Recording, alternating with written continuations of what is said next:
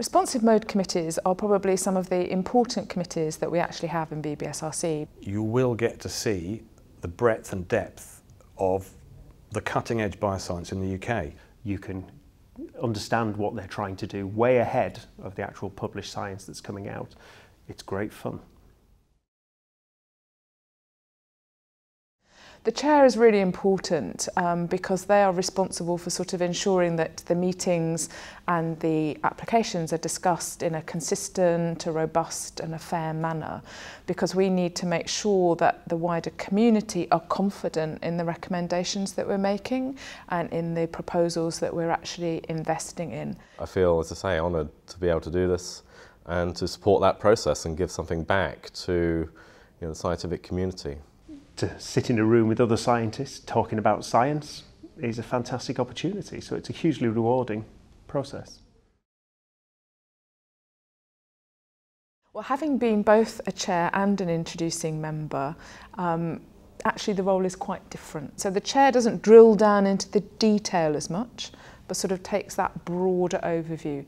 The chair is really about ensuring that where there are particular issues that might need to be discussed more openly, that those are raised.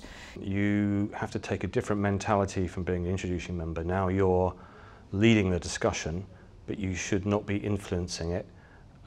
You have to collect all the views you can from all the introducing members sat around the table and try and summarise them at the end so that it feels like you're coming to a decision based as a community that's reviewing the science in front of you and its value for money, and that you're not putting words into people's mouths. So I see the committee role, the committee chair's role, as a facilitator, and that is an opportunity to help facilitate discussion. Then that discussion has got to be open, it's got to be even-handed, it's got to give everybody a voice within that committee meeting. And we're all scientists in that committee room.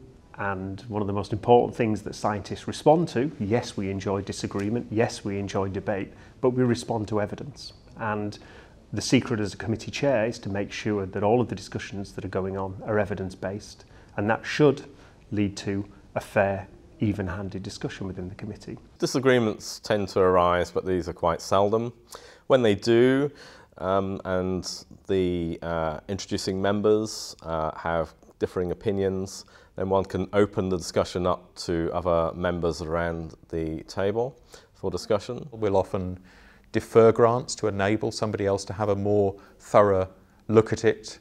We have the possibility to ask a third introducing member to look at them. And thank them for making their contribution, but simply point out that it's not always possible for everybody to agree. Massive amounts of preparation go in terms of reading and considering all of the, if you like, the regulations and the framework around the decision-making process, so that when you get into that committee, you're fully prepared and there are no surprises. Another thing that is important for the chair to do is to look at the ethical issues, financial details, animal issues, in particular animal numbers.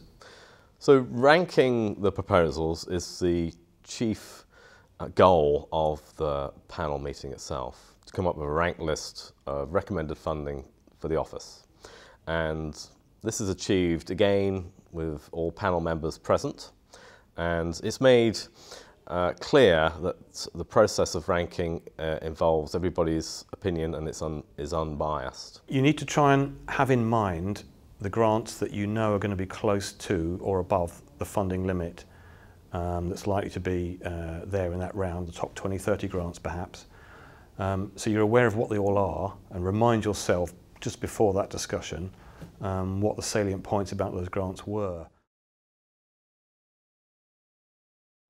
I think we're really looking for people who've been shown that they are kind of collegiate, that they are responsible, that they have good judgment, and that they're interested in actually what they're doing. So people who've been IMs, who've participated in good discussions, have shown that they're very sensible and logical and have a strong sense of fairness and proportionality, I think are really important. Research has actually shown that when you have a diverse board, that you actually improve decision making, and so we absolutely want to ensure that we've got the appropriate diversity that's actually representative of the wider community.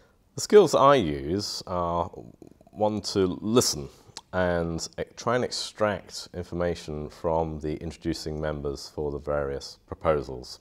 I think perhaps from a personal perspective, one of the most important and valuable training elements for me throughout my time on the committee has been to see other people in action and to spend a significant amount of time actually reflecting on what went well and what didn't go well. I think it's a very fair process, and when you haven't done any grant reviewing, you can sometimes feel like it's a biased and not very fair process. But as soon as you actually involve yourself in that process directly, you will change your mind, I guarantee it. You will feel as though you're part of the process and you can see how it really is trying to fund the best science.